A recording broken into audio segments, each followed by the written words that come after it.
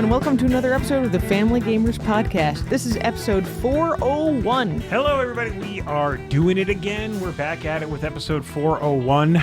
We are very, very excited to start off, the next 10 years of the Family Gamers Podcast. The next some number of years, yeah. So who are we? We are the Family Gamers, like I said. I, as always, am your host, Andrew, and I am joined by the best co-host in the biz, my wife, Anitra. That's me. We are going to talk this week about our top 10 family evergreen games.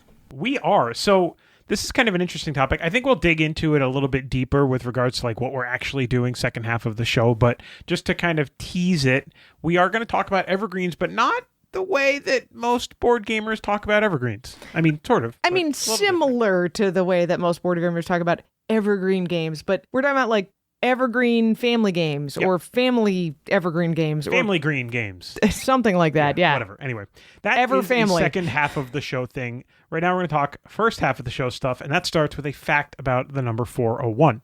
Are you, Anitra, ready? I am ready. Okay. So, as you know, and you're going to hear a message from our sponsor in a minute, our sponsor is sort of a financial firm in a way, right? First Move Financial. And so I thought 401 is associated with financial stuff, right? Yes, like a 401k. So I was like, I actually don't really know where 401k as a term comes from. We kind of use it like a noun, I guess, but I didn't really know. I had some suspicions, and my suspicions were correct, but I did look it up, and here we go. The term 401k comes from the section of the U.S. Internal Revenue Code that establishes this retirement savings plan. It was introduced in 1978. Section 401k allows employees to defer a portion of their salary into individual accounts, which can be invested in various financial products. This tax-advantaged retirement plan gained popularity because it provides employees with a convenient and efficient way to save for their future, which all of you should be doing. I'm pointing my finger. Offering potential tax benefits and employer matching contributions. Yeah, I actually found out recently that 401ks dated back to the late 70s. Do you think they were more recent than that? I thought they were a little more recent. I think they really became popular with employers in the early 90s, in the recession before the dot-com boom and bust. Well, it's a really interesting thing, right? So, I mean, not to go too far afield of this, but back in the day, all the extra things that people now get along with their salaries, like health insurance and stuff like that, they were added incentives that were added because salaries were fixed and companies weren't allowed to pay more than the next guy. They were literally, they had a fixed salary that they were allowed to give. And so they came up with other incentives like employer-sponsored health insurance to get people to come work for them. And pension plans and yeah. And now we have things like 401ks where that 401k match is one of those kind of extra employee incentive things. I don't know, pretty interesting. But anyway, so that's my fact, 401k. So we have a sponsor message that's also about retirement plans. Did you know that if your child is working, they can be saving money into a Roth IRA? In 2025, that's this year, a U.S. taxpayer can save $7,000 or the amount earned, whichever is less, into a Roth IRA. Many teens in their first job won't earn enough to actually owe income tax. So this sets them up to be able to put tax-free money into a Roth IRA account, which will grow and in their retirement be available tax-free. Those contributions can also be pulled back out at any time, even before retirement, without any taxes. Just try to make sure to leave the growth in the account for later. If you own a business, this means you can pay your child as a W-2 employee, actually following the W-2 reporting requirements, and create income for them to then put money into a Roth. Just make sure their job and their pay are age appropriate. If you need help finding some unique ways to look at income and saving for your family, visit firstmovefinancial.com/familygamers and schedule a time to talk to First Move for free. All right, thanks so much to our sponsor, First Move Financial, for sponsoring another episode of the show and providing some new ad reads so you guys can learn some interesting things. I got to read through all the new ones and I was like, that's a really good idea. So I definitely would say check out firstmovefinancial.com/familygamers and talk to Donnie. Smart guy. So let's talk about what we've been playing. Yeah, I'm going to start with what we played today. How does that sound? Sure, we can do that. Yeah, so today we celebrated Christmas in July. We did. And we actually had the Slabies at our house. I know, it was so crazy. We talked about the Slabies on the show before. They are show listeners who live, I don't know, maybe an hour and a half, 2 hours away, and they were passing through, so they came by. We had some Chinese food, and we played Santa's Workshop.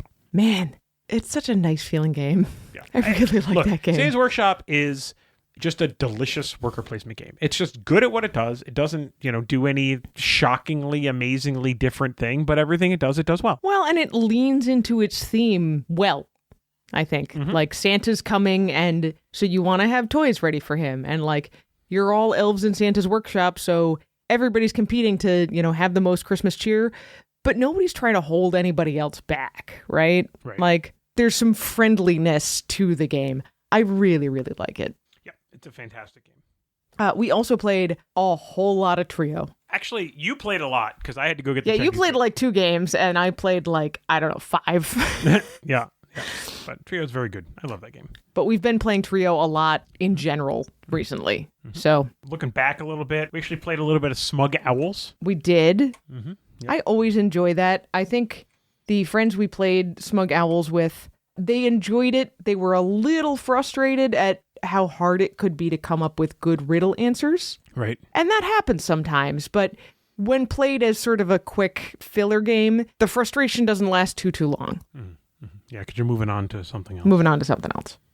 I should talk about Canvas Critters. So we played more Canvas Critters. Yes. The first time we talked about it on the show, we played it at 2 players, and we didn't really super love it, but we've played it a few more times with more than 2 players.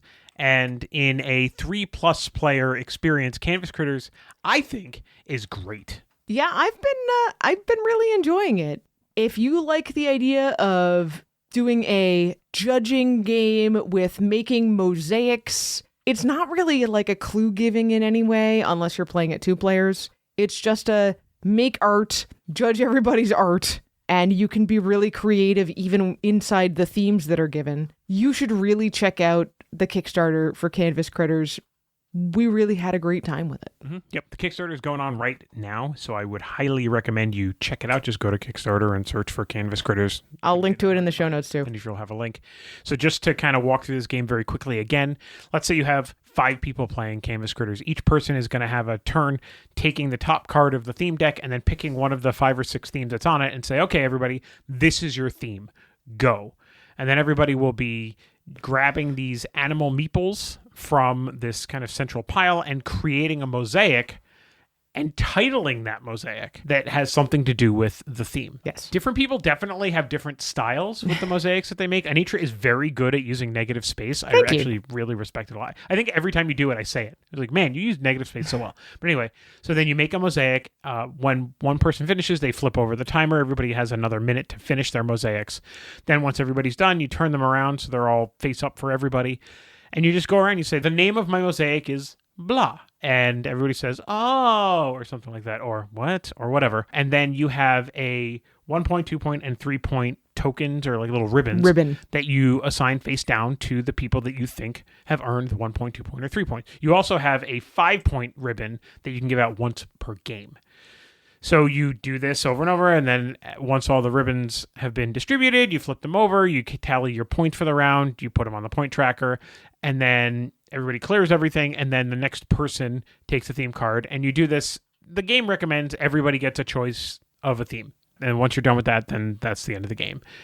It's very fun. You get to enjoy people's cleverness, just like a game like Poetry Slam, where if you didn't give out your beatnik tokens or your snap tokens or whatever they were called, you would get a penalty. If you don't give out that 5-point ribbon, you get a penalty by the end of the game. It's super, it's a supportive game, right? Because everybody is admiring everybody else's work. There's no attacking or anything of the sort that would kind of go after other people's stuff. So I really like that about the game too. Yeah, me too. So that is Canvas Critters. Check it out on Kickstarter right now. So I'm going to talk about a game that you did not get a chance to play. Sure. Which is Sabotage. I'm going to be completely upfront about this. We were given a copy of this at PAX Unplugged, and I was kind of like, I don't really want to review this game. I'm not interested. And the guy at the booth handed it to me, and he's like, no obligation. I hope you just play it and enjoy it. I was like, okay, man.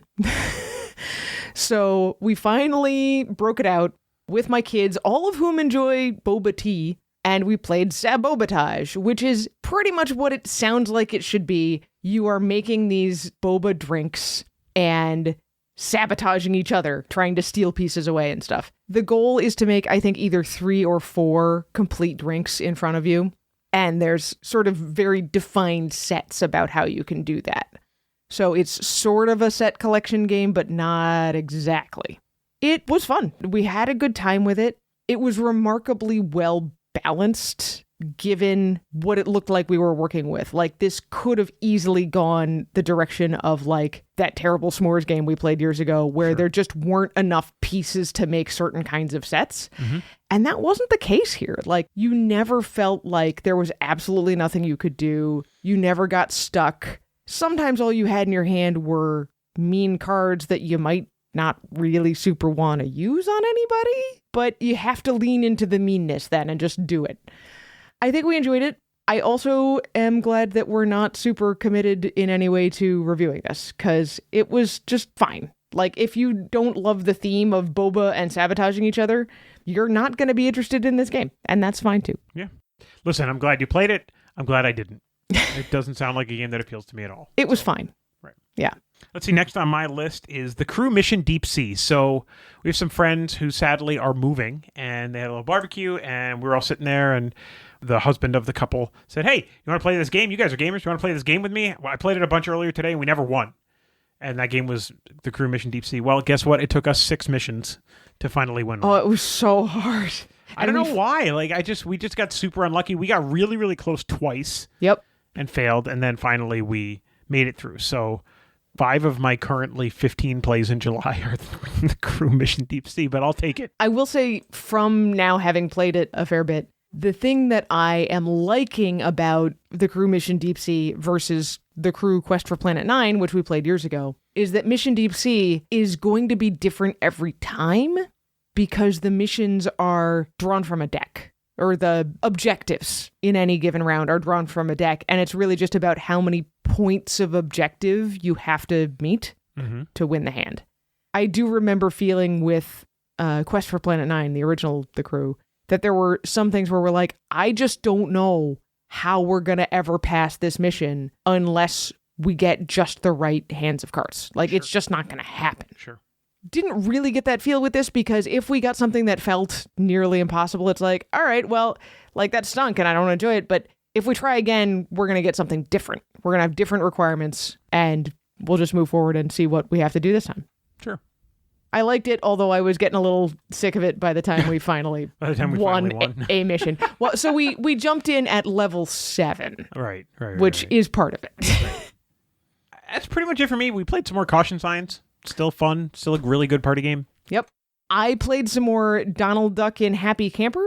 Getting ready to review that one. Yeah, my opinion has not really changed. It's okay, but there's a couple of places where you wish the game said yes, and instead it says no over and over again. Like, nope, you can't do that. Nope, you can't do that either. Nope, not that either. And that can lead to really unsatisfying turns several turns in a row. And that's a big deal when you only get 7 turns in the entire game.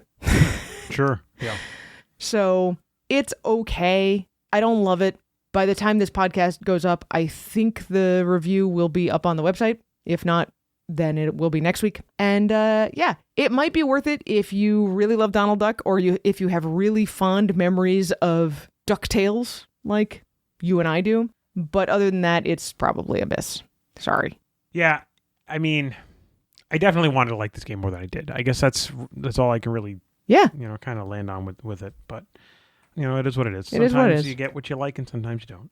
The only other thing I want to mention is Unmatched Battle of Legends Volume 3. Yes. I love Unmatched so much. It's so fun. I got to play as Chupacabra. You played as Pandora. Mm-hmm. Chupacabra is just attack as fast as possible. Really. I mean, just be super aggressive. Yep. And I eked out the win. It was actually pretty balanced. Yep. But I did eke out the win on that one. I also played versus our son. I played as Loki, and he played as Pandora. And in that one, he eked out the win. I'm really enjoying the characters in this set. I think they're all really interesting. They're not super complex, but there are definitely quirks there that I would not recommend for a beginning unmatched player. So I think this being volume 3 is telling. It's an excellent unmatched set, but it's probably not a great place to start. Speaking, by the way, of both Loki and not really a great place to start, I also did play some of the Marvel Dice Throne. Technically X-Men, but Loki made me think about it. Marvel X-Men Dice Throne. Yeah. I played as Jean Grey / Dark Phoenix. And Asher played as, I think, Rogue. Jean Grey Dark Phoenix is really hard to play because she switches between being Jean Grey and then being Dark Phoenix every other round, which doesn't completely change her moveset, but definitely changes the impetus or the driving force or like the focus of the character in terms of strength or defense or whatever. So you're almost playing 2 characters at the same time. I'm pretty sure rough. I lost. But Dice Throne, a good game. A lot like Unmatched, but a lot less tactical, a lot more chance. Yeah. Right? Yeah. It's Battle Yahtzee in that way.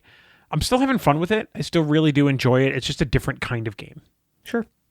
I'm not shy about much preferring Unmatched to Dice Throne, but I do think Dice Throne has interesting moments to it. Totally agree. Speaking of dueling games, we did introduce our son, Asher, reintroduce him really, to Fight for Olympus. Oh my goodness. This boy has turned into a Fight for Olympus fiend. I mean, we knew it was going to happen, though. We did.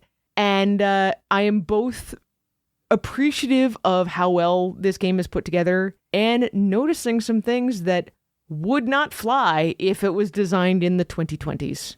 Really? Yeah, it is way too easy to get stuck with a decent-sized hand of cards, like 4 or 5 cards, and absolutely nothing you can do.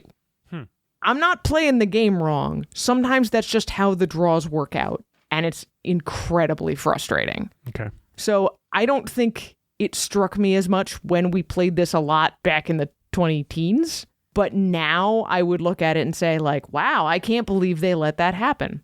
Sure. It is what it is. Game design has iterated and improved on that sort of thing. Sure.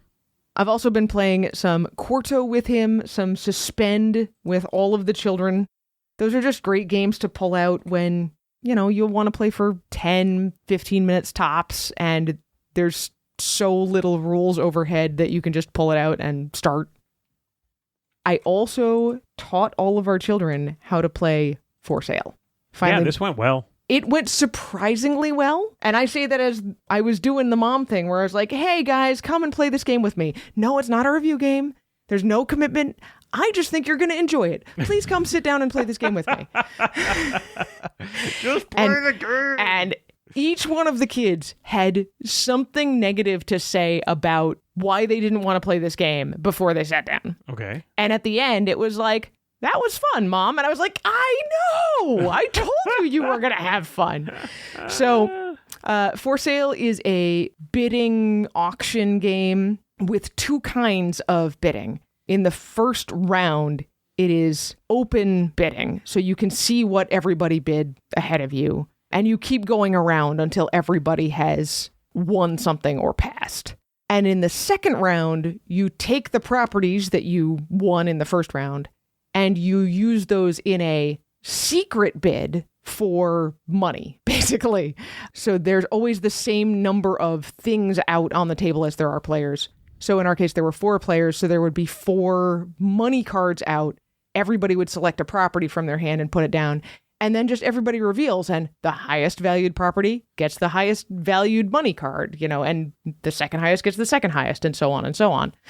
The goal of the game is to end up with the most money. So you can finagle it in both ways. You can go with mostly quote unquote low value properties in the first half of the game and save some of your money back, and then try to be very careful on the secret bidding so you still get a really good return in the second half. That can be enough to win you the game. Or you can spend all your money in the first half, try to get really high value properties, but then you still have to be careful with how you bid with them in the second half. So I love the dual nature of the game and the sort of feeling that your actions have farther reaching consequences than just the one round you're in. And it definitely lends itself to a fair bit of trash talk. which was also enjoyable. You put up with that, huh? I mean, friendly trash talk. Like, what? You're taking the cardboard box? You're not going to bid anything? That kind of stuff. Okay, fine. Yeah.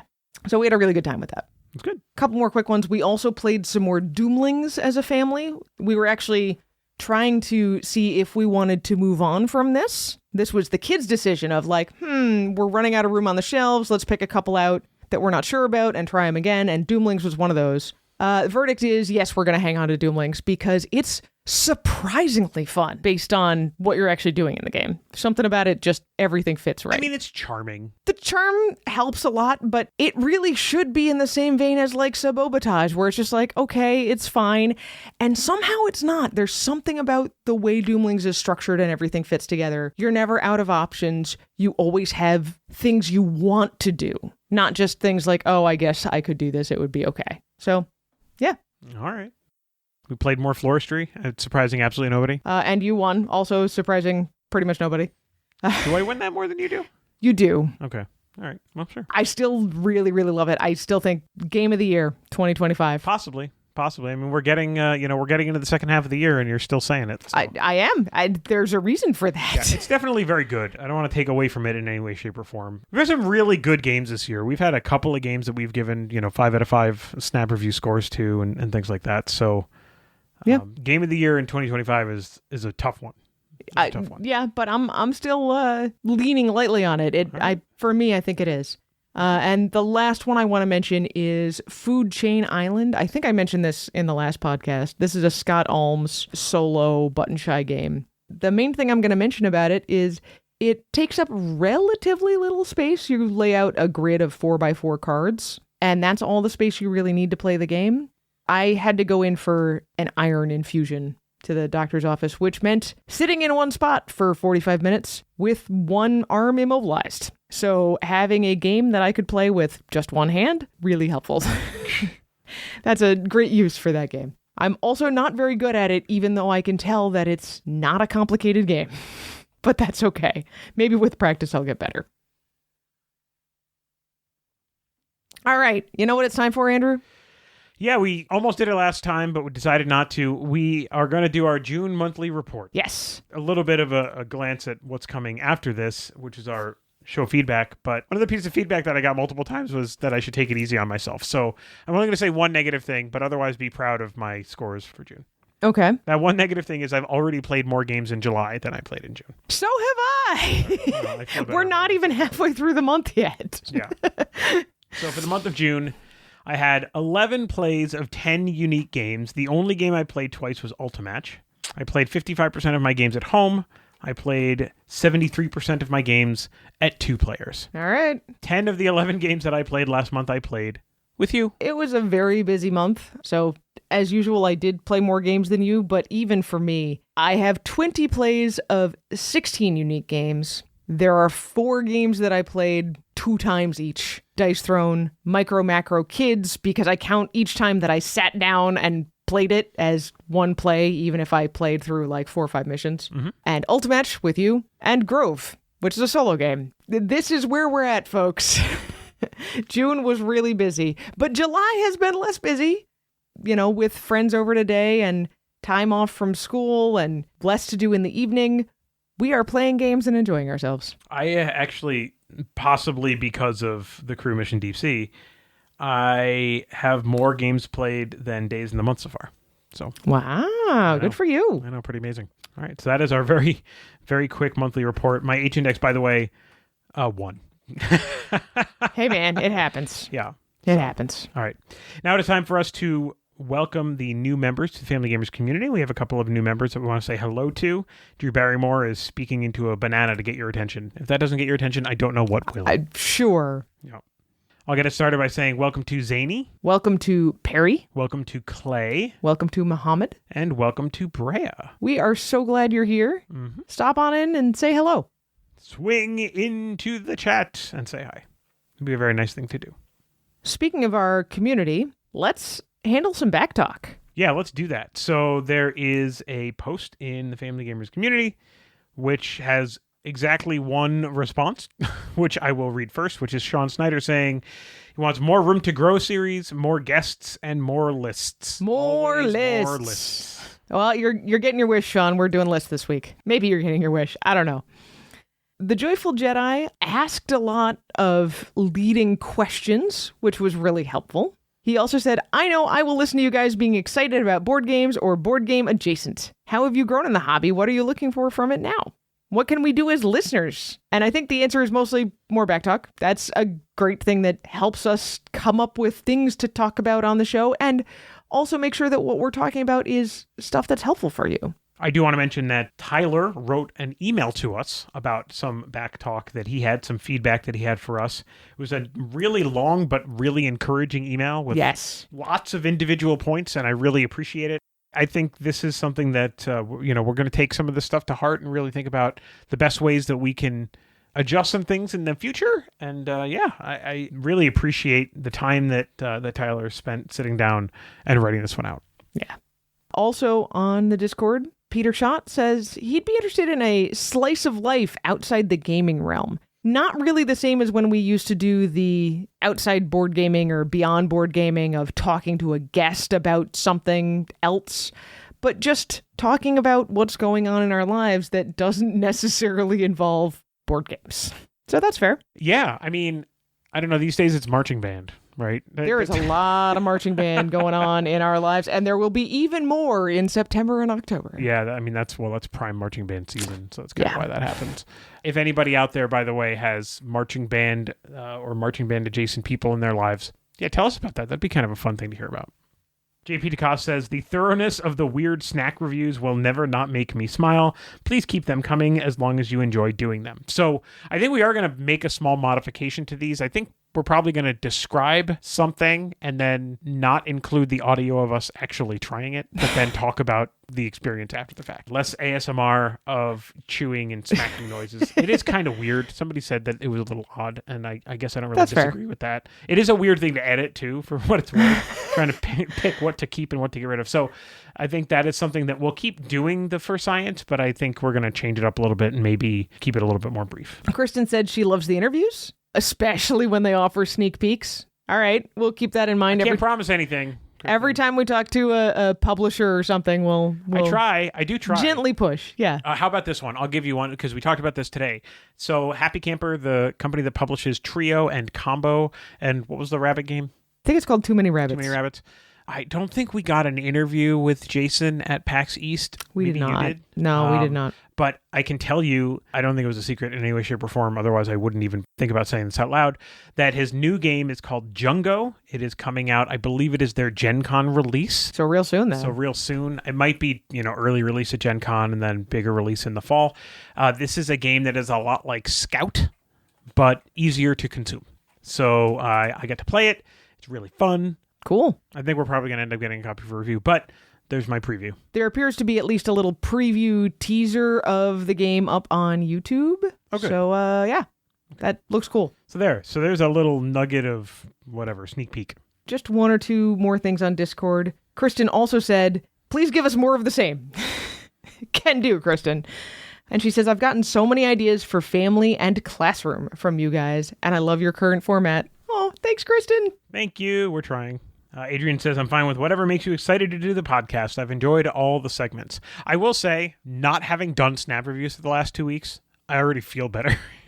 I feel less run down. I feel like I'm wandering around saying, man, there should be something else that I should be doing right now. And it's just that I don't have to devote hours to filming and editing and writing and B-roll. It is a much needed, yeah. indeterminately long break. Yeah. That's what it is. Speaking of breaks, we're going to take a quick break. We'll be right back.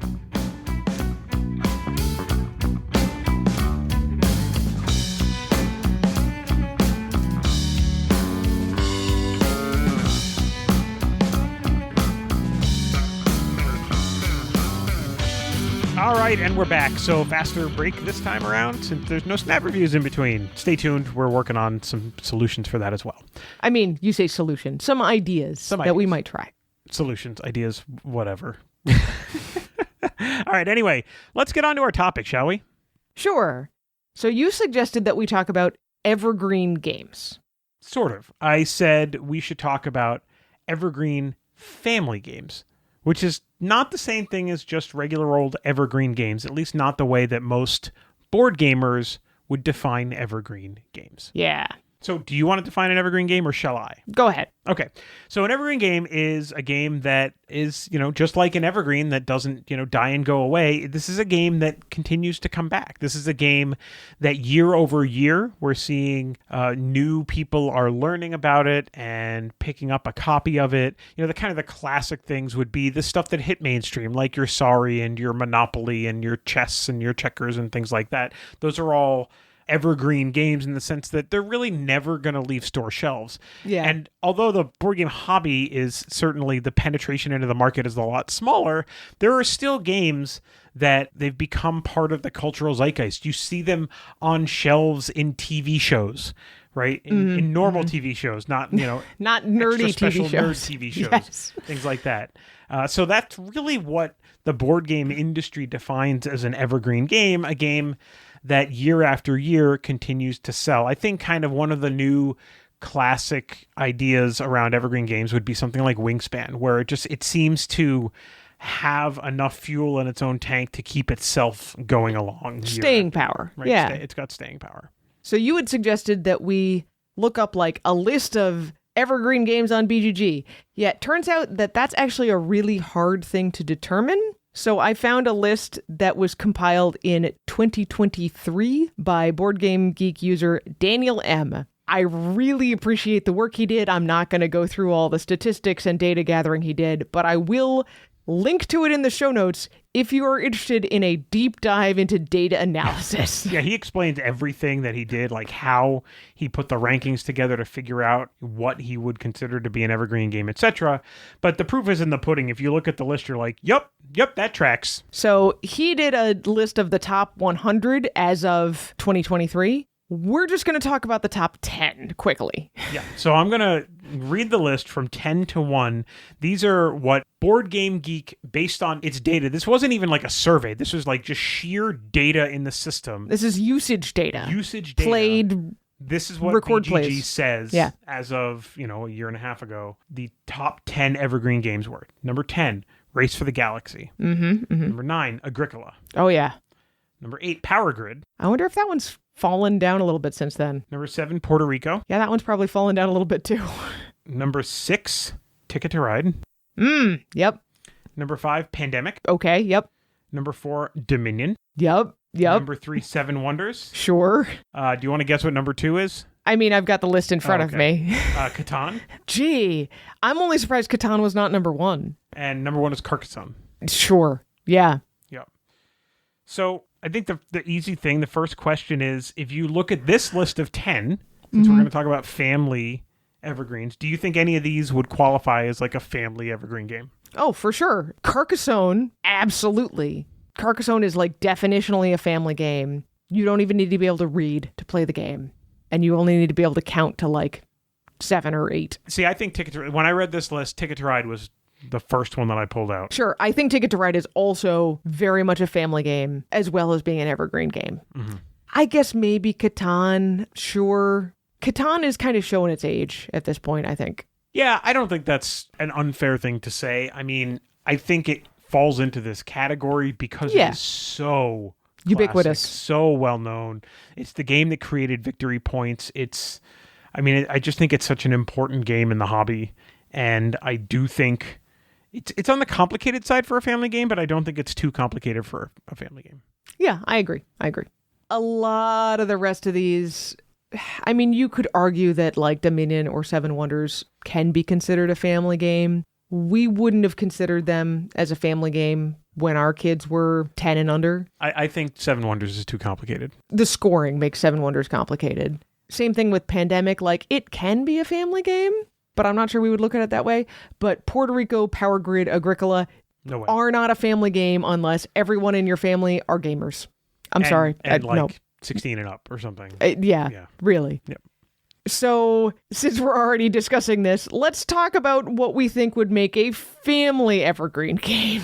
Right. So, This is going to be something that works for all or most stages in your family, different ages. By definition, they're going to be simpler games, right? Yeah. There's a lot of reasons why not everyone in your family is going to love playing board games the same way, right? So you've got selection bias with BGG. These are all nerds, Sure. right? It's Sure. a nerd board game website. So Yes. by definition, the people that are going to it are more nerdy than, your classic, norms.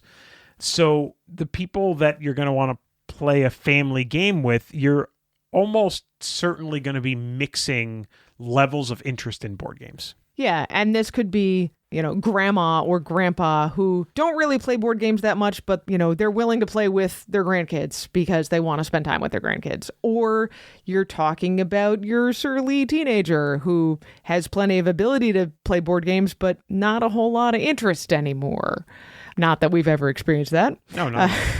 You could also be talking about multiple age ranges. So when we at the Family Gamers talk about family games, we're usually thinking games that don't require a whole lot of reading, in addition to not having a ton of rules overhead. Games that kids can play. Right. So as we kind of made our own list, and, transparently, this is how it went down. We nominated games for the list.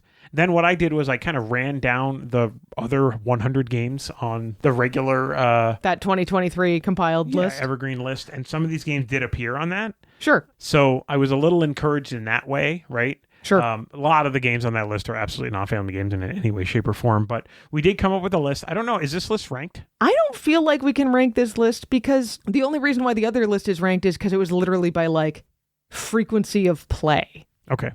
All right. Right? So this is not a top 10 list of Evergreen family games, but this is a list of 10 Evergreen family games, according to the Family Gamers. It's not top 10 family Evergreen games.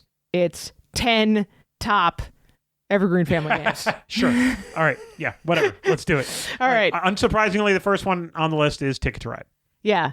And I suppose Catan still belongs in here because the rule set is not that complicated. All right. Well, then the other dead giveaway is number 3, which is Carcassonne. It would be hard to argue against any of these, right? Let's go with another oldie but a goodie with Can't Stop. Yeah. So do you want to talk about how Can't Stop works? Sure. Because the name is so eerily accurate. Yeah, it really is fantastically named. In Can't Stop, you roll 4 dice. You try to pair them up to make 2 numbers so that you can move your little guys on paths going up a big track with smaller tracks with the less frequent numbers like 2 and 12 and a really big track for number 7. Your goal is to get 3 of your guys to the top of their respective tracks. But on any given turn, you can only move on 3 tracks. So you have these little temporary markers to mark the 3 tracks you're currently moving on.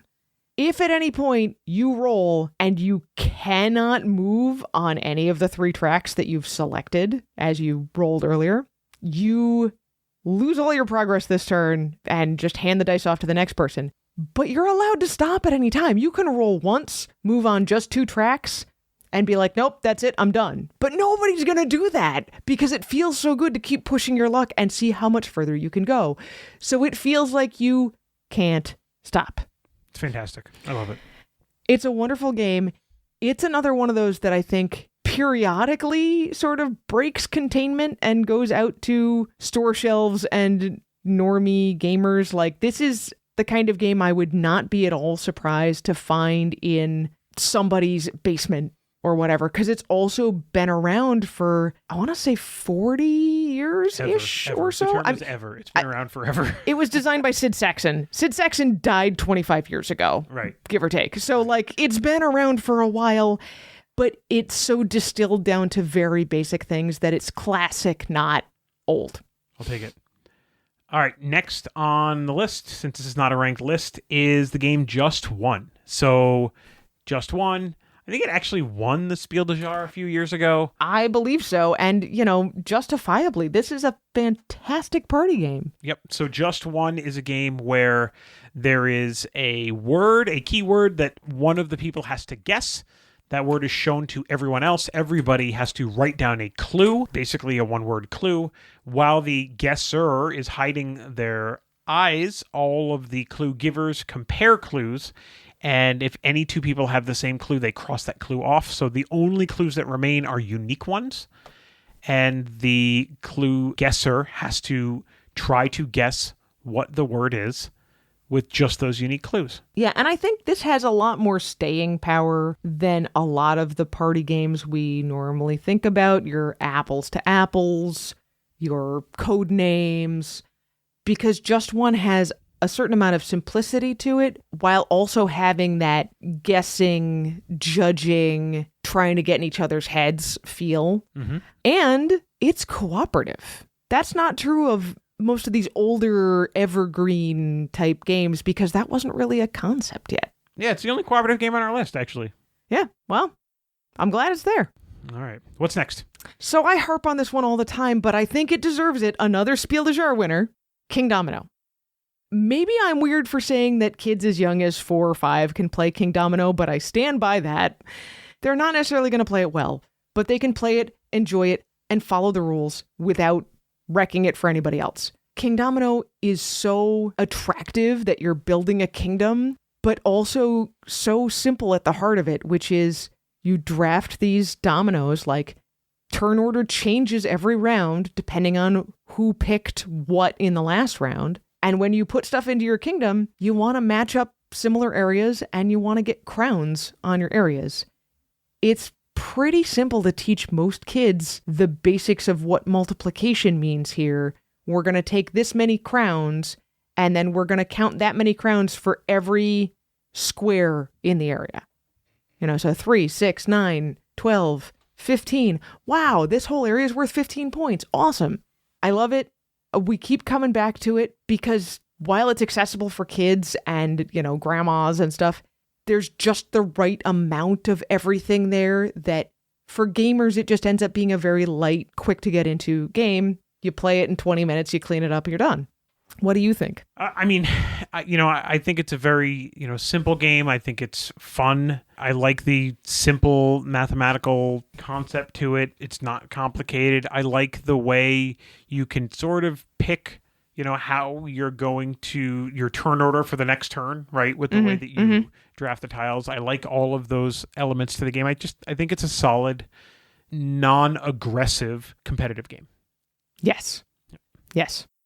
All right, as opposed to the next game, which is kind of aggressive, still competitive, but this is a game Drop It. So we're getting into newer games.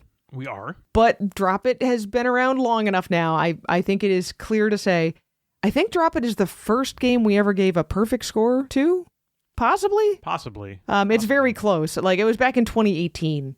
I still think it deserves it. Drop It is just plain fun. What else am I going to say? You drop your colorful shapes. You never want them to touch the same shape or the same color in order to get points. However, you're dropping things and they bounce and they roll and they slide. So you can't guarantee that you're going to get points on any given turn. Yeah. So to be super specific about this, if you actually don't know how Drop It works somehow, you should check out our review, obviously. Yeah, you should. It's a vertical board. And it is clear plastic with a slot. You can kind of think Connect 4, but there's no defined columns. It's just, loose all the way across. And you are dropping your shapes, your squares, your diamonds, your triangles, your circles into this slot in between the two clear plastic panels and trying to get them as high as you can or get them to land so that their highest point is as high as possible. Wherever that highest point is going to get a certain number of points. And you're just trying to get the most points over the course of dropping all of your shapes into the Drop It tower. We have had so much fun with this over the years, and we'll put it away for a while. And this is one of those games that every time we pull it out, we have fun with it all over again. So, yep. It's got great table presence. I mean, if you ever play this game in public, someone's going to stop and watch. It just fact. Absolute fact. Agreed. Mm-hmm. Speaking of another beautiful game, the next game on our list is another classic, kind of a modern classic. And that is Azul. Yeah. Azul is another beautiful game of tile placement and tile drafting. it has a lot in common with King Domino in that way, except every element of the drafting and the placement is different than it would be in King Domino. In Azul, you are selecting a group of tiles from these little coasters that they call factories. You're going to take all of one color from a little factory and push everything remaining into the center. Then you take all of those tiles you selected, place them all on one line on your board. At the end of each round, if you have filled a line, and they're different values, 1 tile, 2 tiles, 3 tiles, 4 tiles, 5 tiles, if you have completely filled the line, then you get to take 1 tile from that line and move it onto the scoring area of your board. Tiles that touch other tiles score more. You're also going for certain patterns of columns or rows or diagonals or a little bit of all three. This is a game where, once again, the scoring is probably the most challenging part of the game, but it's one of those games where absolutely everything is open, so a parent can also easily help their kid with the scoring, just like we were talking about in King Domino. So King Domino won the Spiel des Jahres in 2017. Azul won the Spiel des Jahres in 2018. And not only did it win the SDJ, but the games in 2018, I'm looking at the list. What a year for games. Azul wins, beats out Luxor and The Mind. Wow. Right? The connoisseur game of the year, the Kennerspiel, was Quacks of Quedlinburg, which beat out Ganz schön clever. And the children's game of the year in 2018 was Dragon's Breath. I remember that one, yeah. Yeah. So what a year. Just what an incredible year. And we mentioned Just One won the Spiel des Jahres in 2019. So, yeah. So 2017, 2018, and 2019 winners are on our list. Our list. So I feel like we got some cred. Yeah. Yeah. The next game on the list is a game that I don't think quite made the SDJ list, but it is a great Evergreen game nonetheless, and that is the game Strike. Yeah, so this fits that very family category. Strike is a game that is going to result in screaming and yelling and hooting and hollering. Yes. So everybody starts with a certain number of dice. The number of dice depends on the number of players that you have. And the board isn't so much a board as it is basically a bowl. Like they call it the Strike Arena, but it's basically a bowl. And in Strike, you start the round by throwing a single die into the Strike Arena. Then if you have more dice, you can throw another die into the Strike Arena. And you can keep going until you run out of dice. If at any time 2 dice have the same face, you can take those out and add them to your personal stash. If a die comes up with an X, it just gets removed from the game altogether. At any point, you can stop and go to the next player. If there are any dice left in the arena, they just continue where the last person left off, and you just keep going. And the goal is to not run out of dice, basically. So at the end of the game, eventually, only one person will have dice left. And that's Strike. So, when you're throwing dice in there, you're hitting other dice, they're tipping, you're just barely making things. If you get too crazy, dice go flying, things like that. It's just a ton of fun. It's incredibly simple. Anybody can learn how to play this game in 5 minutes. Games go really quick, so people can notice that you're playing, come over and watch, and then they're in the next game in 5 minutes. Yeah. Yeah, this is one of those super fast games. As always, when we bring up Strike, I have to mention there was a version of this also sold as Impact Battle of Elements, which is exactly the same thing as Strike, but instead of having numbers on the dice, it has symbols on the dice. There is a way to play with extra, elemental powers, but you don't have to. But they are, at core, the same game. All right, so we have listed off 9 games so far. I've got one more. You're going to say this out loud. It's going to surprise absolutely nobody. This is absolutely the newest addition to the list, but we 100% believe that this is a family evergreen game. And that game is Trio. Have you ever heard of that game? It's a new game from this guy who makes games. We talked about it a bunch in the first half of the show and how we keep bringing it out and playing it more. Mm-hmm. This is where I mentioned that Trio, before it was brought to the US, was sold as Nana or Nana. I don't know which way you would say it.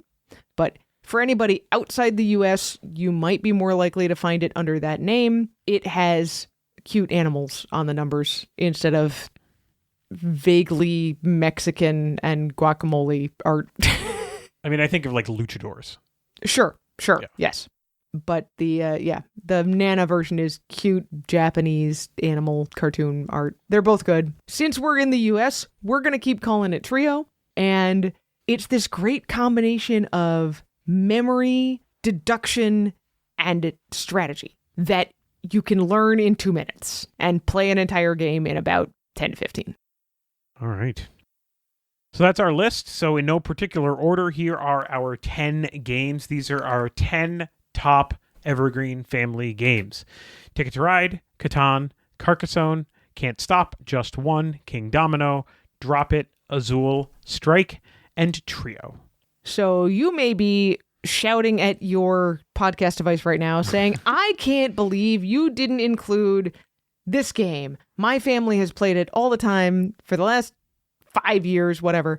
And, it really belongs in this list. You know what? Tell us that. Yeah, you could tell us that. I mean, like, okay, we tried very hard to not make this, like a baker's dozen thing like we so frequently do, but there are so many amazing games that, like, sure, Bonanza, Bang, like all these, there's so many great classic games that really are evergreen games, but they just didn't make your list, so nah. But our back talk question this week is essentially that. What is the game that these days your family is going back to over and over and over again? This doesn't even necessarily have to be your favorite game, and I mean, honestly, depending on what the way you feel like answering it, it might not even be a game that you think you'll own a year from now. But right now, what is spending the most time on your table? Yeah, maybe because it's summer vacation and your kids have more time. And so they're like, hey, let's play this game. Mm-hmm, or whatever it might be. I mean, ours is probably Trio anyway. I think ours has got to be Trio. But that's our back talk question for this week. Either just what games do you think are evergreens that we missed, or what is the game that is spending the most time on your table right now? So you can head over to Discord to tell us about that. We have a back talk channel on Discord. You can go to thefamilygamers.com/Discord to get to our Discord server, which is the tabletop family community on Discord. Or you can go to the Family Gamers community on Facebook by going to thefamilygamers.com/community, or just going to Facebook and searching for the Family Gamers community. And of course, you can find us on plenty of social media at Family Gamers AA on Facebook and X, and sometimes on Instagram and TikTok. And you can still find us on YouTube. All of those places are a great place to talk to us, to see what we've been up to, and even to give us feedback. Of course, you can always email us, Andrew at thefamilygamers.com. Anitra at thefamilygamers.com. Please don't forget to subscribe to the show, tell your friends about the show, and leave us a review at Apple Podcast or whatever your podcast subscription source is. You can find us on Amazon Music, TuneIn, Spotify, and YouTube Music. You can also ask your smart speaker to play the Family Gamers podcast. The Family Gamers is still sponsored by First Move Financial. You should go to firstmovefinancial.com/familygamers and learn how the team at First Move Financial can help you pile up the victory points. Mm-hmm. Thanks so much to the team at First Move for sponsoring the show. All right, Anitra, we've got 2 weeks to come up with another list. Okay, I think I'm up for the challenge. All right, we're going to do the best we can. But until then, everybody, play games with your kids.